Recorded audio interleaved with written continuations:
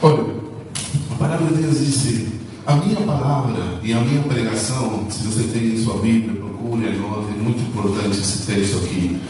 Não consistiram em palavras persuasivas de sabedoria humana, mas em demonstração do Espírito e de poder, para que a vossa fé não se apoiasse em sabedoria dos homens, mas no poder de Deus. Amém?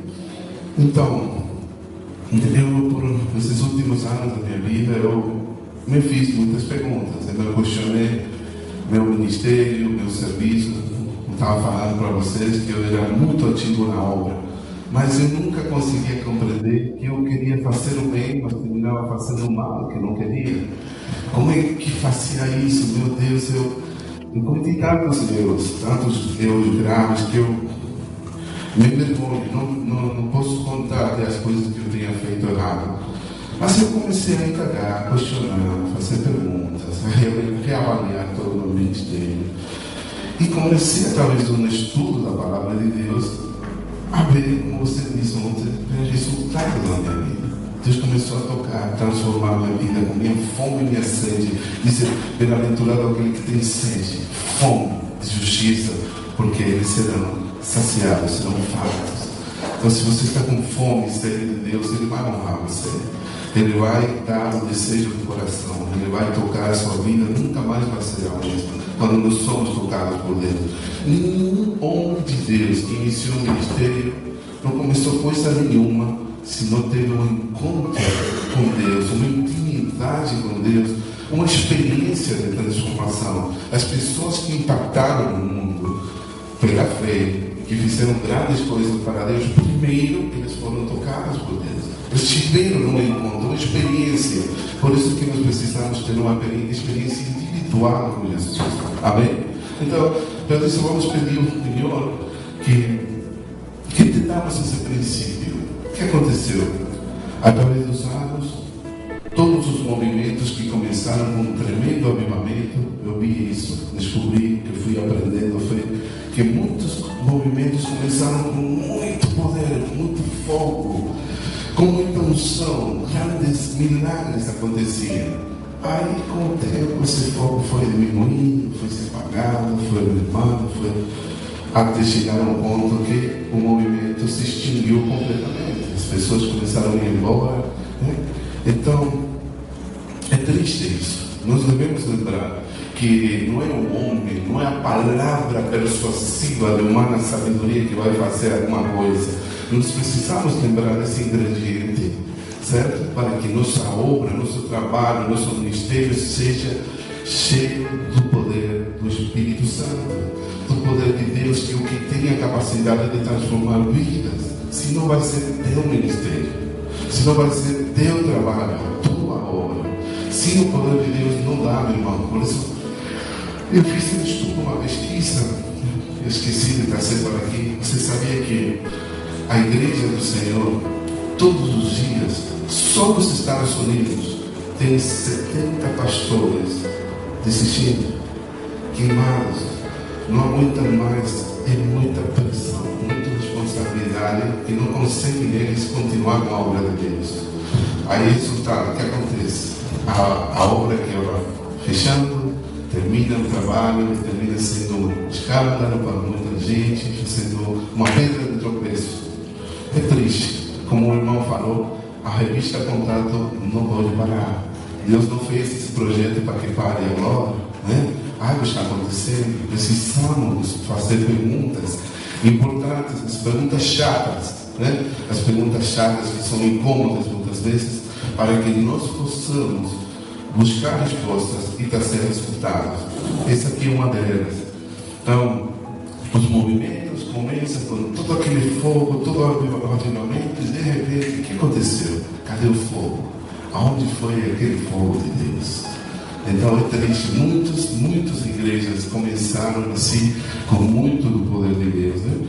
Então, eu vou compartilhar, eu fiz um estudo aqui, essa é outra palavra muito importante. Vós sois a nossa carta, escrita em nossos corações, conhecida e lida por todos os homens, porque já é manifesto que vós sois a carta de Cristo, ministrada por nós e escrita não com tinta, mas com o Espírito de Deus vivo.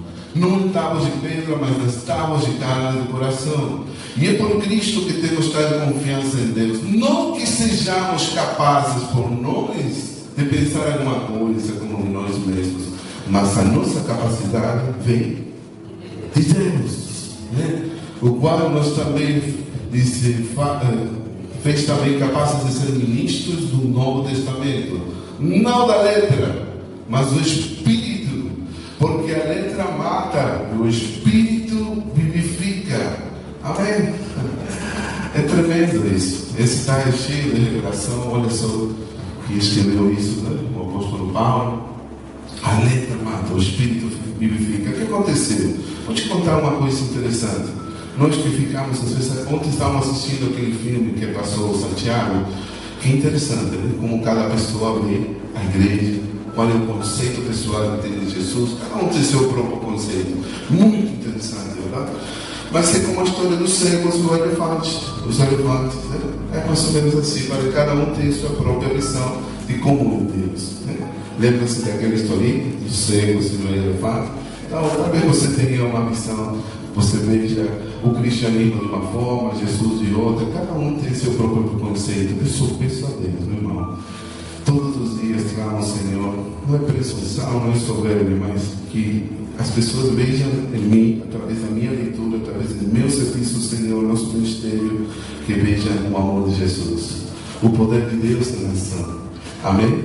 Então, que o Senhor nos ajude, porque cada uma dessas pessoas que tem um conceito diferente de como é Jesus, só viram uma parte, só viram essa parte aqui, a letra que mata, né? Então, sim, eu quero falar para vocês sobre o sobrenatural. Sabe qual é a indústria bilionária que está bombando nos Estados Unidos, no Ocidente, aqui no Brasil, em vários grandes países do mundo? A indústria do ocultismo, do esoterismo. Você não tem ideia dos bilhões de dólares que são gastos por muita gente procurando o sobrenatural. Eles querem saber o que vai acontecer com o futuro, o que vai acontecer com sua vida, como eles lidarem com problemas. Pessoas que gastam fortunas para pais de santos e mães santas, não sei o quê, com bruxaria. É incrível a quantidade de dinheiro. Você diz que nós vivemos em uma época, uma geração incrédula. Coisa nenhuma. Essa geração que as pessoas estão famintas pelo sobrenatural. Amém? Alguém está entendendo o que estou dizendo? As pessoas estão famintas pelo sobrenatural. Eles desejam saber. Tem perguntas e coisas que não foram resolvidas pela igreja. Então, lógico, é por isso que não tem interesse, porque eles foram para a igreja e não encontraram resposta nenhuma. Vou te mostrar aqui. Há uma geração de gente com muitos interrogantes incontestáveis. Eles estão sedentos, famintos de Deus. A sua fome não tem sido saciada pela religião, porque não oferecem respostas válidas. Eles anseiam ter um relacionamento com Deus. Eles querem ser usados por eles para manifestar seu poder sobrenatural sobre a terra. Sendo honesto conosco, nós temos que admitir que o mundo procura respostas a estas perguntas. Será que Deus continua fazendo milagres hoje em dia? O que desata uma vida de milagres em nós? Pode-se considerar o cristianismo algo relevante quando opera sem manifestar milagres? Sabe como nos chamam em alguns lugares? Somos uma religião irrelevante. Eu fiz um seminário de evangelismo e missões nos Estados Unidos. Eu sabendo que eu precisava conhecer mais a palavra, porque eu era fraco na minha liderança. Comecei a estudar. E no estudo que eu fiz, eu fiquei surpreso por saber que a religião que mais cresce no mundo, sabe qual é? Muçulmano. Os muçulmanos. Incrível. Eles, dentro do 2020, eles vão superar os cristãos. Então, cadê? O que está acontecendo conosco? Né? Então, o que faz que a vida cristã seja mais que uma religião, uma filosofia? Nós precisamos de milagres bíblicos nesse tempo. O que dá credibilidade a um cristão? Que provas nós podemos oferecer às pessoas de que Jesus Cristo vive? E não é somente o líder de outra religião mais. Será que podem os rituais, normas ou regras mudar as pessoas? Através de quem Deus está fazendo o milagre? Pode qualquer pessoa receber um milagre? O que achei interessante é que a mentalidade de muitos líderes é criticar, até julgar e falar mal de aqueles que estão operando e operando no poder do Espírito Santo. Nossa, tem pessoas ungidas com muito do Senhor e muitas pessoas sendo curadas, transformadas. E o que eu acho interessante é que muitos se esforçam falando, sim, porque nos últimos dias virão muitos que falarão Senhor, Senhor, blá, blá, blá, né? Então, ficamos criticando, né? Pegamos uma doutrina por aqui, nós temos que ter cuidado, porque a Bíblia diz que nós podemos cometer o erro de blasfemar contra o Espírito Santo. Todas as igrejas e ministérios têm que ter um lado social. Sem eles, nós estamos vazios, porque Mateus 25 fala muito claro sobre eu estive doente, eu estive enfermo, eu estive com fome, não me deixe de comer. Eu acho que isso é todas as igrejas, todos os ministérios têm que ter seus projetos sociais. Só que isso não pode substituir a transformação, a mudança de vida, a santificação do caráter, nossa comunhão com Deus. Esse aqui é o problema. Tem igrejas que fizeram um ídolo do trabalho social. Cuidado com isso, porque aí você vai estar substituindo o poder de Deus, né? Sim. Sim. Você ia falar? Sim. Humanismo. Sim. Está vendo? Tem muitos irmãos que ingressaram na família, no começo da família, que jamais, homem nenhum, teria trazido nenhuma mudança nela. Muitas das pessoas que entraram no começo da família, eles viam algo diferente. Eles, não era a palavra, nem a pregação, nem também nos abraços, eles viam que o Deus que estavam pregando à família era um Deus que dava resultados, né? Eu me lembro de Jeremy Spencer, quando alguém foi testemunhar ele, era um rapaz que não sabia de cantar. Acho que era o nome dele, será Apolos, né? Pegou um violãozinho. Segundo umas palavras que eu escutei, assim, uma pessoa que conheceu Jeremy Spencer e o Apolos, que cantou para Jeremy Spencer, disse que Apolos cantava como um cavalo. Os cavalos não cantam, né? Eu escutei um comentário assim. Mas quando ele estava cantando, ele falava para ele, com o amor do Senhor, o Jeremy Spencer começou a chorar. Ele tinha algo que nunca tinha visto, jamais em outra pessoa. Era a unção e o poder do Espírito Santo nesse homem. É isso que conquistou a vida de todos vocês aqui. Não foi uma palavra bonita, não foi um folheto.